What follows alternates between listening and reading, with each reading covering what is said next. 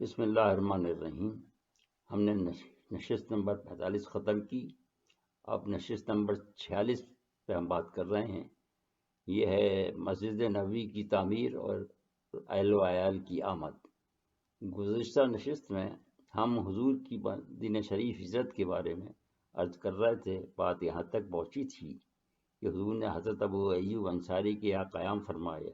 آئیے اب آگے بڑھتے ہیں۔ حضور نے اس جمعے کو جو خطبے دیے وہ بروایت ابو سلمہ پہنچے اور ہم یہاں ترجمہ درج کر رہے ہیں۔ پہلا خطبہ۔ حمد و ثنا کے بعد لوگوں اپنی ذات کے لیے اچھے کام کرو۔ تمہیں معلوم ہونا چاہیے کہ تم میں سے ہر شخص ذائقہ موت کا نشانہ بنے گا، پھر وہ اپنی بکریوں کو اس حالت میں چھوڑ جائے گا کہ ان کا کوئی چرواہا نہیں۔ پھر پروردگار اس طرح گفتگو فرمائے گا کہ نہ کوئی ترجمان ہوگا اور نہ اس کے سامنے کوئی پردہ ہوگا۔ کہاں اسے چھپائے؟ وہ فرمائے گا کہ اے بندے، کیا تیرے پاس میرا رسول صلی اللہ علیہ وسلم نہیں آیا تھا اور اس نے تبلیغ نہیں کی تھی؟ میں نے تجھے مال دیا، تجھ پر اپنا فضل رکھا، تو نے اپنے ذات کے لیے موت سے پہلے کیا کیا؟ بندہ دائیں بائیں دیکھنے لگے گا اور کچھ نہ پائے گا، پھر وہ سامنے دیکھے گا تو دوزخ کے سوا کچھ نہ دیکھے گا۔ لہٰذا جس سے ہو سکے اپنا چہرہ آگ سے بچائے، اگرچہ ایک کھجور کے ٹکڑے کے ذریعے سے ہو۔ اسے چاہیے کہ وہ ایسا کرے، اور جو کھجور کا ٹکڑا بھی نہ پائے تو ایک نیک بات ہی کے ذریعے سے صحیح، کیونکہ اس کا بہی بدلہ دیا جائے گا، اور ایک نیکی کا عوض گناہ سے 700 گنا تک ہوگا۔ تم پر اور اللہ کے رسول پر سلام اور اللہ کی رحمت اور برکتیں ہیں۔ دوسرا خطبہ ابن اسحاق رحمہ اللہ تعالیٰ نے کہا ہے، پھر رسول اللہ نے دوسرا خطبہ دیا تو فرمایا کہ کوئی شبہ نہیں کہ تعریف تو ساری اللہ کی ہے، میں اس کی تعریف کرتا ہوں اور اس سے امداد کا طلبگار ہوں، اور ہم نفسوں کی شرارتوں اور اپنے اعمال کی برائیوں سے اللہ کی پناہ مانگتا ہوں۔ جسے اللہ نے ہدایت کی اس سے گمراہ کرنے والا کوئی نہیں، اور اس نے گمراہ کر دیا تو اس کے لیے کوئی رہنما نہیں۔ اور میں اس بات کی گواہی دیتا ہوں کہ اللہ کے سوا کوئی معبود نہیں ہے، وہ یکتا ہے، اس کا کوئی شریک نہیں۔ سن لو کہ بہترین کلام اللہ کی کتاب ہے۔ اللہ نے اس کتاب کی خوبی جس کے دل نشین کر دی اور اسے کفر کے بعد اسلام میں داخل کر دیا، اور اس نے دوسری تمام لوگوں کی باتوں پر اس کتاب کو ترجیح دی۔ بے شبہ وہ پھلا پھولا، اس نے ترقی حاصل کر لی۔ بے شبہ وہ بہترین اور بلیغ کلام ہے۔ جس چیز سے اللہ کو محبت ہے تم بھی اس سے محبت رکھو، پورے دل سے اللہ کو چاہو اور اللہ کے کلام اور اس کی یاد سے بیزار نہ ہو جاؤ۔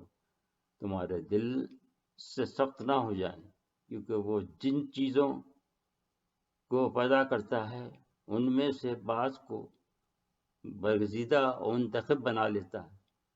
اس نے اس کا نام اعمال میں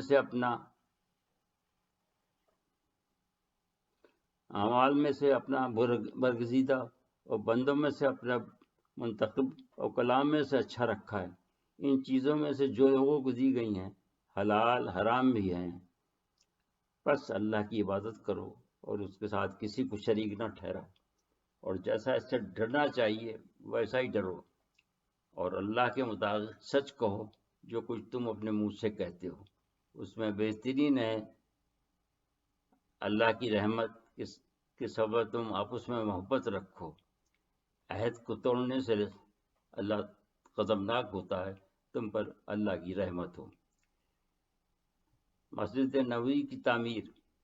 ہم پہلے بھی عرض کر چکے ہیں کہ اسلام ایک اجتماعی مذہب ہے جو کہ اس پہلو کو ہمیشہ سامنے رکھتا ہے۔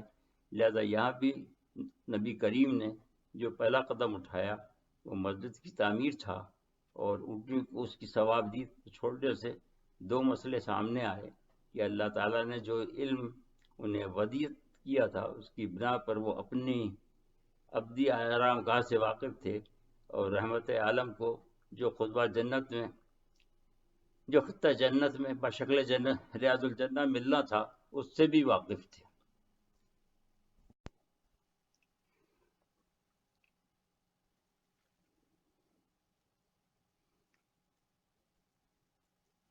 اس کو بھی اپنی امت کے سجدوں کے لیے عام کرنا مقصود تھا۔ یہ دونوں مسئلے بخیر و خوبی اونٹنی کے ذریعے اللہ تعالیٰ نے حل فرما دیے۔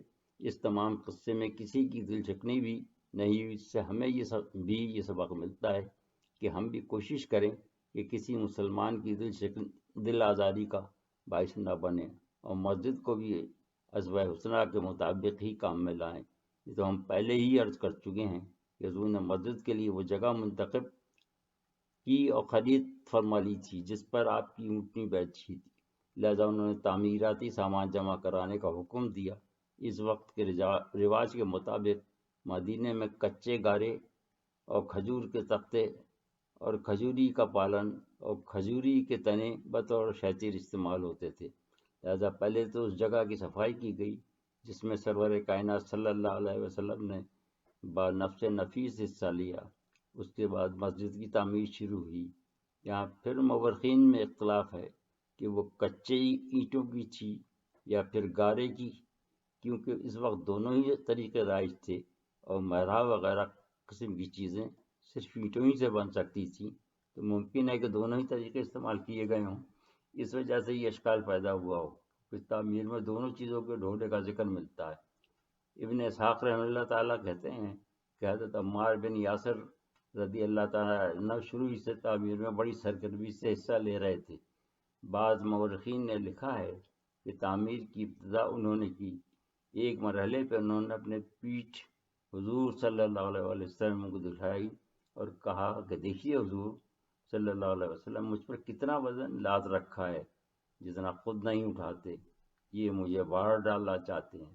حضور نے فرمایا تمہاری موت وزن سے نہیں ہوگی بلکہ تم باغیوں کے ہاتھوں لڑتے ہوئے شہید ہو گئے۔ اور اس خوشخبری کے بعد وہ پھر اینٹیں ڈھونے میں مصروف ہو گئے۔ ان کی زبان مبارک پر یہ رجز تھا جو کہ اس سے پہلے حضرت علی کرم اللہ وجہ بھی پڑھ رہے تھے، مگر یہ تصدیق نہیں ہو سکی کہ یہ حضرت علی رضی اللہ تعالیٰ عنہ کے اپنے اشعار تھے یا کسی اور کے۔ ترجمہ یہ ہے کہ جو شخص مسجد کی تعمیر کرتا ہے، ان میں قیام و قعود میں بسر کرتا ہے، وہ شخص جو کہ گرد و غبار سے کتراتا ہے، دونوں برابر نہیں ہوں گے۔ اس کو کچھ لوگوں نے طنز سمجھا اور حضور سے شکایت کی۔ حضور نے اس پر اظہار ناپسندیدگی فرمایا اور کہا کہ لوگ عمار سے کیوں بغض رکھتے ہیں، وہ مجھے اپنے ناک کے اندر کے چمڑے سے بھی زیادہ عزیز ہے۔ لہذا پھر صحابہ کرام رضوان اللہ تعالیٰ اجمعین نے ان سے تعرض نہیں کیا۔ ان کے بارے میں یہی الفاظ دوبارہ فرمائے کہ عامر تمہاری شہادت یہاں نہیں لکھی، یعنی کفار کے ہاتھوں سے نہیں ہے بلکہ باغیوں کے ہاتھوں سے ہوگی، جو تقریباً 40-42 سال کے بعد جنگ حنین میں حضرت علی کی طرف سے لڑتے ہوئے شہید ہو کر پوری ہوئی۔ البتہ ایک رجز جو سب لوگ بم حضور پڑھ رہے تھے وہ وہی تھا، لا عیشو الا عیش الآخرہ اللہم ارحمہ انصار والمہاجرہ، جو کہ مدینہ میں حضور داخل ہوتے ہی پڑھ رہے تھے، جبکہ مسجد کی تعمیر مکمل ہو گئی اور حجروں کی تعمیر بھی مکمل ہو گئی تو حضور وہاں منتقل ہو گئے۔ ترین اثنا حضور صلی اللہ علیہ وسلم کی زوج محترمہ ام المومنین حضرت سودا دختران فاطمہ اور ام کلثوم وغیرہ، ان کے ساتھ ابو رافع اور زید بن حارثہ بھی تھے، آ گئے۔ وہ اپنے ہمراہ 500 درہم لائے تھے۔ حضرت عائشہ صدیقہ رضی اللہ تعالیٰ عنہا اپنے بھائی عبداللہ کے ہمراہ تشریف لے آئیں، چونکہ ابھی ان کی رخصتی نہیں ہوئی تھی، لہذا انہوں نے حضرت ابو بکر کے پاس قیام فرمایا اور صاحبزادی رقیہ رضی اللہ تعالیٰ عنہا اپنے شوہر حضرت عثمان کے ہمراہ حبشہ سے بعد میں تشریف لائیں اور زینب اپنے شوہر عاص بن ربیع کے پاس مکہ میں ہی رہ گئیں۔ مورخین کے نزدیک حضور صلی اللہ علیہ وسلم تقریباً 7 ماہ تک حضرت ابو ایوب انصاری کے مہمان رہے، مگر کچھ مورخین نے مسجد نبوی میں منتقل ہونے کی تاریخ 1 صفر لکھی ہے۔ اس سے یہ عرصہ 10 ماہ کے قریب بنتا ہے، واللہ اعلم۔